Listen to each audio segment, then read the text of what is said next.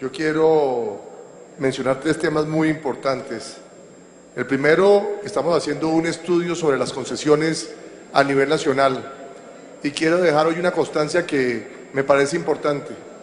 Hemos encontrado que estas concesiones viales siguen siendo una vena rota de la economía nacional y quiero decirle que en los próximos días va a existir una noticia verdaderamente nefasta. Vamos a tener otro colapso en la autopista Bogotá-Girardot, esa concesión que quedó totalmente desfinanciada y en los próximos días se conocerá a nivel nacional que va a quedar a la deriva, como se vivió en la 26 de Bogotá.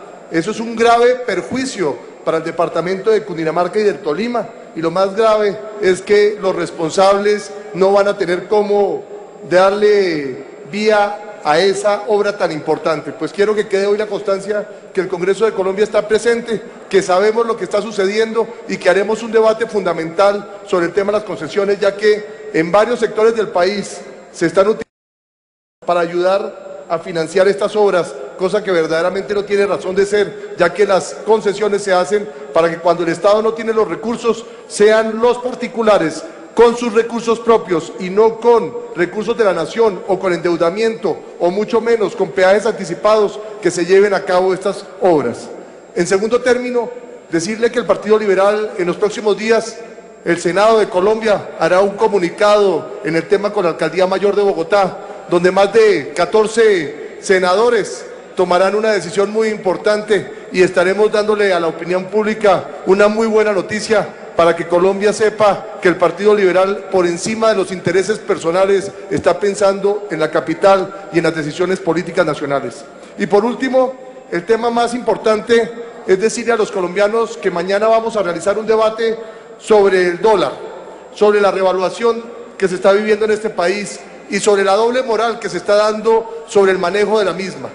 El Banco de la República, el emisor, no dio la talla.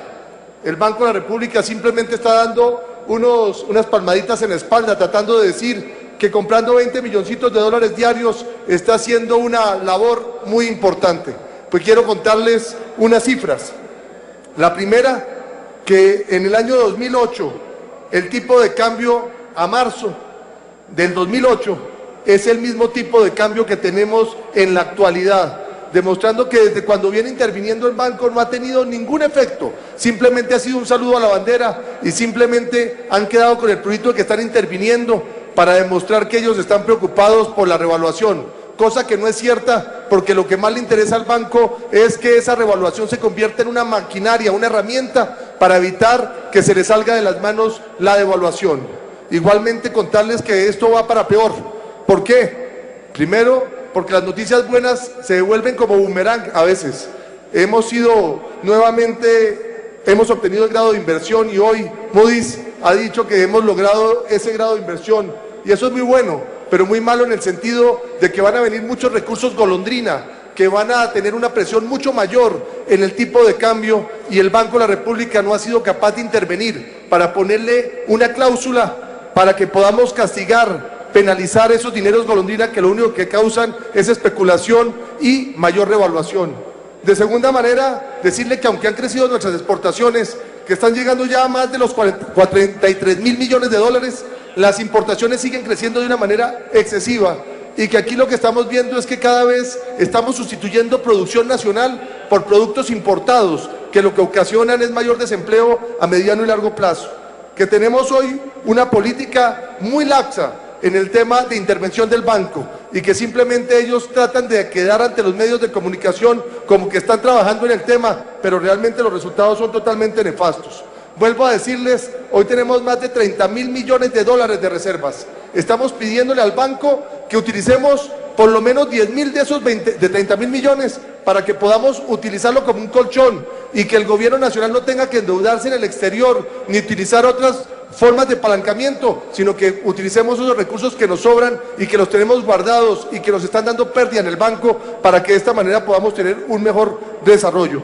Pues mañana vamos a hacer este debate mostrando que al Banco de la República le quedó grande el dólar, que no pudo con la revaluación y que simplemente le ha jugado de una manera mediática a los colombianos, haciéndonos creer que pelea con la revaluación. está usando es esa misma revaluación en beneficio propio, y eso es de las cosas que tenemos que cambiar. Ahí haremos una propuesta muy interesante donde estamos pidiendo que los exportadores tengan por productividad los recursos que se les van a dar. Estamos diciendo que el tipo de cambio que más o menos se debe tener es de 2.000 pesos a 2.100 pesos, y que esos 300 a 350 pesos que se le tendrían que dar no se le entregarían directamente al exportador, sino que los exportadores primero tendrían que mantener los empleos generados para que de esta manera tengamos una buena productividad y mantengamos el empleo, ya que se están perdiendo muchos empleos de esos sectores por el tipo de cambio, y que estos recursos se cruzarán para que de esta manera no toque un solo peso el exportador, sino pagarán impuestos y lo que tiene que ver con las partes del seguro social y las cosas que se tienen que pagar por parte de los empresarios, para que esto sea un cruce y no vayan a utilizarlo los de la OMC como si estuviéramos haciendo dumping. Es un tratamiento diferente donde se premia la productividad, donde se premia el empleo y donde solamente se pagará ese auxilio, ese subsidio, que es muy inferior a lo que se regaló por agroingreso seguro o por la plata que se ha entregado de manera asistencialista, simplemente premiando la parte productiva. Así que le agradezco, presidente, y le pido el favor, porque mañana se va a hacer ese debate en la Comisión Tercera con televisión, donde le demostraremos a los colombianos que tenemos un banco que es intocable, que es historiador y que tristemente no ha dado la talla a un tema tan importante como ese de la revaluación. Gracias, presidente. Muchas gracias, presidente. Yo quiero simplemente aprovechar que como no se tiene todavía la conformación para la votación que se va a llevar a cabo, dejar solamente dos preguntitas para que más adelante el ministro y nuestro contestárnoslas. Es que este proyecto me parece muy importante, pero debía estar en las comisiones económicas, porque en las comisiones primeras tienen algo muy importante, conocen la parte de la ley, pero no profundizan y muchas veces los comen a cuentos en el tema fiscal y presupuestal.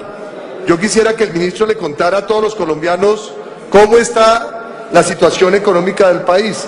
Usted dio unas estadísticas muy importantes, doctor Juan Carlos, me parece muy importante lo que dijo, pero quiero decirle lo siguiente: hoy los ingresos corrientes de la nación, o sea, todo lo que recibimos por tributos, no compensa, no se puede pagar hoy los gastos ordinarios del país.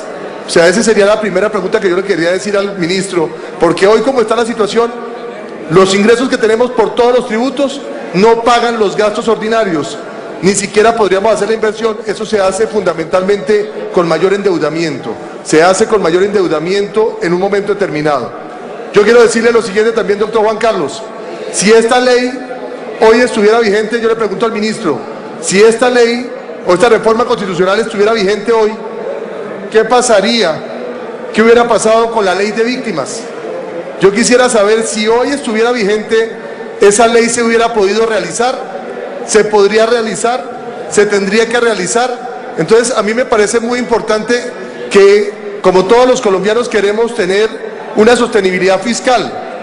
Ya que está aquí ministro, yo le he hecho dos preguntitas importantes. Ya llegó, repítala, porque ya llegó el hombre del Fondo Monetario Internacional, sin los problemas del señor del Fondo Monetario Internacional.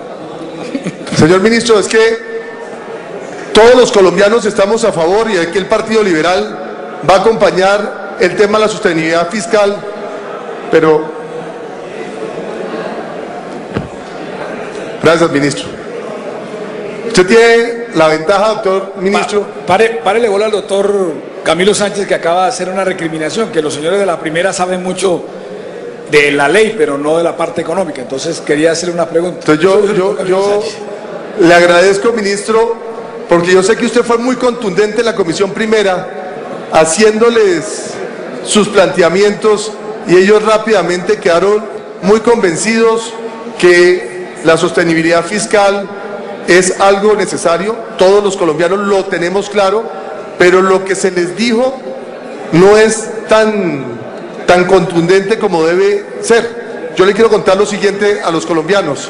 Hoy, si usted nos puede decir, ministro, los ingresos corrientes de la nación, los ingresos corrientes donde están todos los tributos colombianos, todos los impuestos, todo lo que tenemos de contribuciones que recibe el gobierno nacional, no alcanza a pagar los gastos ordinarios del país. Hoy no alcanzamos con todos nuestros impuestos a pagar los gastos, pero lo hacemos a través de deuda y con eso logramos cumplir nuestros cometidos sociales a lo largo y ancho del país. Esa revolución que usted está pensando, pues tendría ya un escollo inicial, porque estamos demostrando que con los ingresos ordinarios no pagamos los gastos ordinarios y tendríamos ya muchas limitaciones en la parte de la inversión y de los procesos que se van a hacer a mediano y largo plazo. Entonces yo quiero saber qué se va a hacer en ese tema. En segundo término, la ley 617 fue muy importante porque la hizo el ministro Santos, que hoy es presidente, y obligó a que los departamentos fueran muy ahorrativos. Hoy no hay déficit en las regiones y el hueco más grande lo tenemos a nivel nacional. El hueco real lo tiene el gobierno central. Entonces, ¿cómo vamos a hacer nosotros para tener la certeza de no tener que repetir los hechos cumplidos hasta el momento como lo estamos viviendo en el día de hoy? Y yo le quería preguntar a usted, ministro, si esta reforma constitucional, estuviera vigente hace 2 meses, ¿qué hubiera pasado con nuestra ley de víctimas y de tierras? Si hacia el futuro llegáramos a hacer una cosa como por el estilo, ¿esa norma tendría alguna posibilidad? O si no, tendríamos que decir que no se puede hacer una norma como esa, quitando y limitando los derechos de la gente vulnerados en el país.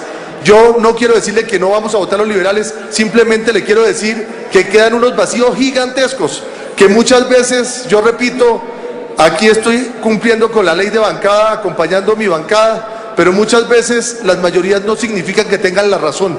Muchas veces la razón está por encima de los votos, y en este caso particular yo voy a votar, pero sigo pensando que lo que vamos a hacer es limitar demasiado los derechos de la gente y que podríamos acabar la posibilidad de tener normas como la que acabamos de celebrar, tan importante para el país como es esa ley de víctimas, que si no, no podría pasar si esto ya estuviera aprobado. Yo quería dejarle estas 3 consideraciones, simplemente diciéndole que el Partido Liberal, como siempre, es fundamental en la aprobación de estos proyectos, pero diciéndole también, ministro, que nos corresponde o les corresponde a ustedes ser ahorrativos, demostrar que el gasto que ustedes están haciendo populista en algunos sectores los tienen que disminuir y que no va a ser recortar los derechos, sino dejar de lado el gasto inoficioso que no genera valor agregado ni crecimiento económico. Le agradezco, presidente. Gracias, presidente. Yo no el orden del día. Lo que yo veo es que este es un proyecto que no es para votarse en 5 minutos. Este es un proyecto que se va a demorar fácilmente 1 hora o más, y lo que vamos a hacer es dejar por fuera el debate, muy seguramente, del tema más importante que tiene el país. Yo lo que no se vota hoy este proyecto, qué implicaciones tiene, porque yo no quiero hundir el proyecto. Lo que pasa es que yo, por ejemplo, ni siquiera leí lo que tiene que ver con el tema, porque teníamos presupuestado, como es normal, un debate, y el debate es normalmente se lleva la sesión completa, y por consiguiente pensé que era se iban a presentar el articulado y íbamos a conocer sobre el tema. Entonces, pero este es un tema que no es tan así de votar a pupitrazo. Quiero que de verdad revisemos eso, y si no vamos a hacer el debate, pues que no perdamos el tiempo. Lo estábamos hablando ayer con el presidente Gaviria y con todos, que vamos a buscar una forma de evitar hacerle perder el tiempo al Congreso y a los ministros, que vayamos a poner simplemente unos días donde vamos a hacer que actúen los ministros de una manera efectiva, pero que no convirtamos esto en que lo vamos a poner a ellos aquí a esperar 2 horas o más, y decidamos de verdad qué es lo que va a suceder. Y si este tema del debate no es interesante, pues que no lo hagamos acá, lo hagamos en otro lado, o esperemos hasta cuando ya no haya nada que hacer y digan que ya es un hecho cumplido y que simplemente no se hizo en el momento adecuado. Así que se pongan en consideración lo que el presidente ha bien. Honorable senador Guerra. Este es otro proyecto que cuando lo estudié la primera vez lo iba a votar negativamente. Me parecía complicado.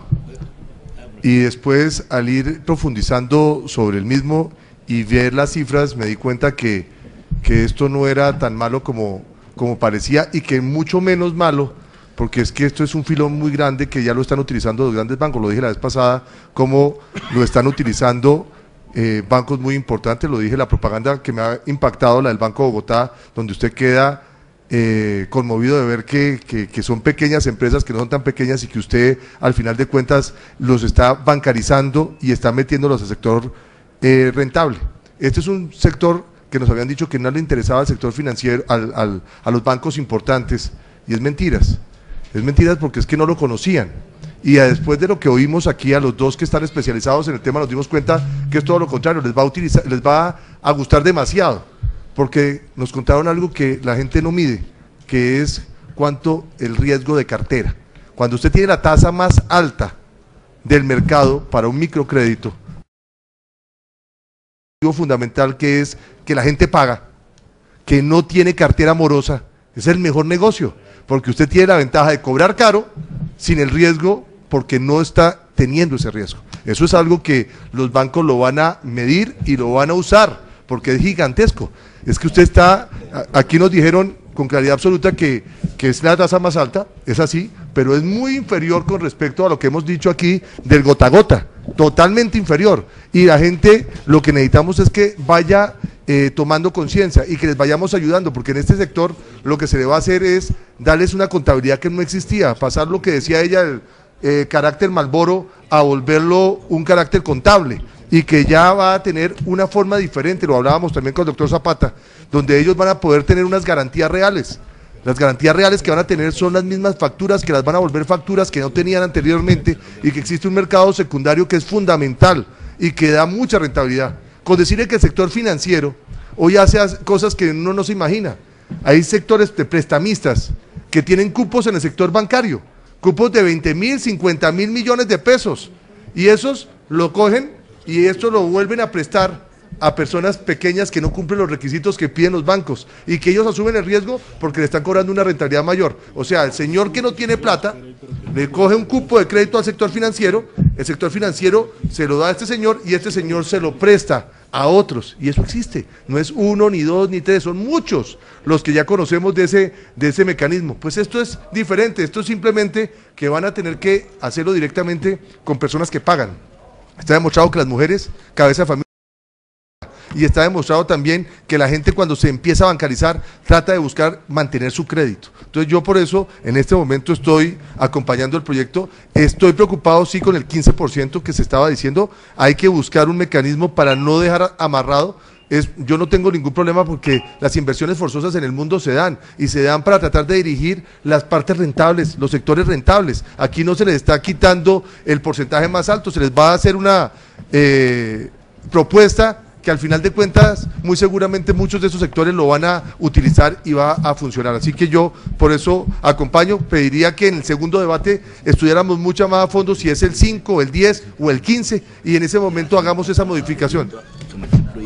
O lo podemos graduar hasta el 15%, y eso no tiene ningún problema porque, repito, es un super negocio que lo tenían personas que no manejaban el negocio real, y que ahora se dieron cuenta los grandes que esto va a ser excelente. Vuelvo a repetir, cuando usted no tiene, o sea, le cobran por riesgo y no tiene riesgo, pues qué mayor rentabilidad que la que va a obtener ahí, y suficiente que no hayan hecho publicidad. Con la publicidad tenga la certeza que mucha gente, si se van a los Alandrecitos, si se van a las plazas de mercado, si se van a todas estas cosas, van a crecer de una manera exponencial. Así que eso era lo que quería yo aportar y decir que también votaré positivamente este proyecto.